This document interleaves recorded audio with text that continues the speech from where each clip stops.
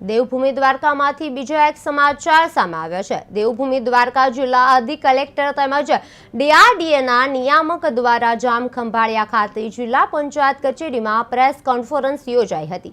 વિકસિત ભારત રોજગાર અને આજીવિકા મિશન ગ્રામીણ માટે ગેરંટી કાયદા અને અંગે મહત્વપૂર્ણ જાહેરાત કરવામાં આવી હતી। હવે ગ્રામીણ પરિવારોને વર્ષના 100 દિવસની બદલે 125 દિવસ રોજગારીની કાનૂની ગેરંટી મળશે। જિલ્લા ગ્રામ વિકાસ એજન્સીના નિયામક હેતલ જોશીએ જણાવ્યું કે કામ પૂર્ણ થયા બાદ 15 દિવસના અથવા સાપ્તાહિક ધોરણે વેતન ચૂકવવું ફરજિયાત રહેશે। સમયસર ચૂકવણી ન થાય તો વળતર ચૂકવવાની જોગવાઈ છે। રોજગાર ન મળે તો બેરોજગારી ભથ્થું આપવાનું પણ નક્કી કરાયું છે। પંચાયતી રાજ સંસ્થાઓને સ્થાનિક વિકાસ કામો નક્કી કરવાનો અધિકાર અપાયો છે। જળ સંરક્ષણ, ગ્રામીણ માર્ગો અને માળખાકીય સુવિધાઓના ગામોને પ્રાથમિકતા મળશે। ભાણવડ અને ખંભાળિયા વિસ્તારમાં 40% જળ સિંચાઈ કામો ફરજિયાત રહેશે। આ કાયદો ગ્રામીણ વિકાસને નવી દિશા આપશે તેવી આશા વ્યક્ત કરવામાં આવી રહી છે। 125 દિવસ રોજગારીની ગેરંટી આપવામાં આવી રહી છે। દેવભૂમિ દ્વારકામાં પ્રેસ કોન્ફરન્સ યોજાઈ હતી। તે દરમિયાન સમયસર વેતન ચૂકવણી ફરજિયાત રહી છે।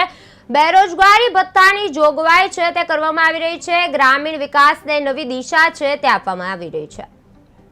યોજના અમલમાં હતી તેના બદલે વિકસિત ભારત રોજગાર ગેરંટી અને આજીવિકા મિશન ગ્રામીણ વીબી રામજી અધિનિયમ 2025 અમલમાં આવનાર છે, જેમાં રોજગારની ગેરંટી 100 દિવસથી વધારી અને 125 દિવસ કરવામાં આવશે।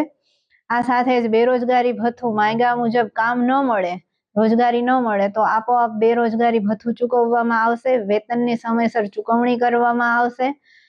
અતિશય ક્રિટિકલ, સેમી ક્રિટિકલ અને મધ્યમ એવા કેટેગરી નક્કી કરવામાં આવેલી છે, જેમાં આપણા ભાણવડ અને ખંભાળિયા તાલુકો છે એ સેમી ક્રિટિકલમાં છે। એમાં 40% જળ સંચયના કામો ફરજિયાત છે।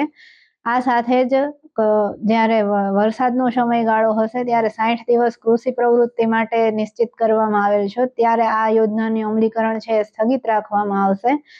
અને આ સાથે જ મનરેગા હેઠળ ચાલી રહેલા તમામ કામો સંપૂર્ણ સુરક્ષિત છે। કોઈ કામ બંધ નહીં થાય, બધા કામો છે એ પહેલાની જેમ જ પૂરા થશે, પરંતુ 125 દિવસની રોજગારીનો અધિકાર મળશે।